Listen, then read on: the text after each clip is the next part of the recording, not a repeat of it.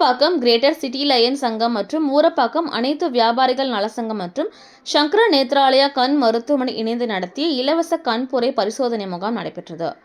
இலவச கண்புரை பரிசோதனை முகாம் இன்று ஊரப்பாக்கம் ஊராட்சியில் உள்ள ராஜீவ்காந்தி நகர் ஸ்ரீ ராஜ கணபதி ஆலயத்தில் ஊரப்பாக்கம் கிரேட்டர் சிட்டி லயன்ஸ் சங்கம் மற்றும்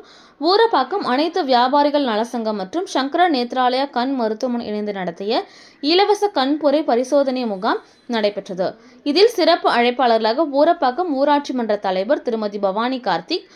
ஊராட்சி மன்ற துணைத் தலைவர் திருமதி ரேகா கார்த்திக், ஊரப்பாக்கம் 15வது வார்டு உறுப்பினர் லயன் திருமதி சாந்தி கார்த்திக் மற்றும் தமிழ்நாடு வணிகர் சங்கங்களின் பேரவை செங்கல்பட்டு வடக்கு மாவட்ட தலைவர் இமானுவேல் ஜெயசீலன், மாவட்ட செயலாளர் உமாபதி மற்றும் அரிமா சங்க